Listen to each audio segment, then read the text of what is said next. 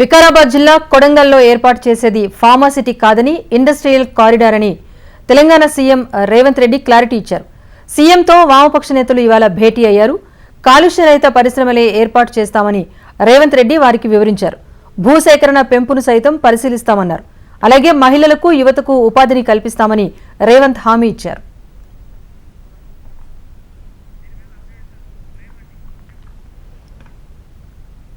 CM Revanth రెడ్డితో వామపక్ష నేతలు భేటీ అయిన విషయం తెలిసిందే. అయితే కొడంగల్లో ఫార్మాసిటీ ఏర్పాటు చేస్తారంటూ జరుగుతున్న వివాదం పైన క్లారిటీ ఇచ్చే ప్రయత్నం చేశారు రేవంత్ రెడ్డి. అక్కడ ఏర్పాటు చేస్తుంది ఫార్మాసిటీ కాదు, ఇండస్ట్రియల్ కారిడార్ అంటూ కూడా ఆయన క్లారిటీ ఇచ్చారు. సంబంధించి అప్డేట్ మా ప్రతినిధి ప్రేమ్ అందిస్తారు. ప్రేమ్.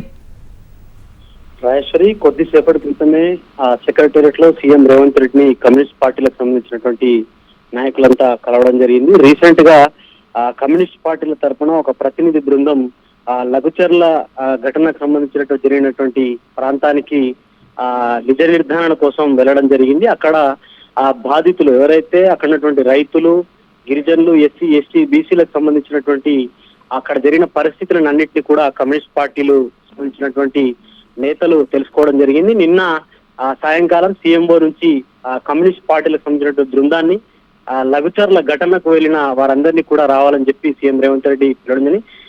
వారి మేరకు ఈ రోజు కొద్దిసేపటి క్రితం కలిసిన పిదప తర్వాత కమ్యూనిస్ట్ పార్టీలతో సీఎం రేవంత్ రెడ్డి మాట్లాడుతూ అక్కడ ఏర్పాటు చేసేది ఫార్మాసిటీ కాదు, కేవలం ఇండస్ట్రియల్ కారిడార్ ఏర్పాటు చేసినట్టు తాను ఒక స్పష్టమైనటువంటి క్లారిటీ అయితే ఇచ్చారని చెప్పుకోవచ్చు. దాంట్లో భాగంగా మొదటగా నా నియోజకవర్గం, ఎందుకంటే కొడంగల్ ప్రజలు నన్ను ఆశీర్వదించి గెలిపించి సీఎం గా ఇక్కడికి పంపించారు, వారికి నేను ఎందుకు హాని కల్పిస్తాను, హాని చేస్తాను, కేవలం అక్కడున్నటువంటి యువత, మహిళలను ఉద్దేశించి వారికి ఉపాధి కల్పించడం కోసమే నేను అక్కడున్నటువంటి ఫార్మాసిటీ కాకుండా ఇండస్ట్రియల్ కారిడార్ ఏర్పాటు చేస్తున్నట్టు కూడా చెప్పడం జరిగింది. మరొకటి, కాలుష్య రహిత పరిశ్రమలు ఏర్పాటు చేస్తామని కూడా స్పష్టంగా హామీ ఇచ్చారు. మరొక వైపు ప్రతిపక్ష పార్టీలకు సంబంధించి భూసేకరణ పరిహారం మీద కూడా పెంచుతామని చెప్పేసి కూడా దానిపై ఒక క్లారిటీ అయితే ఇవ్వడం జరిగింది.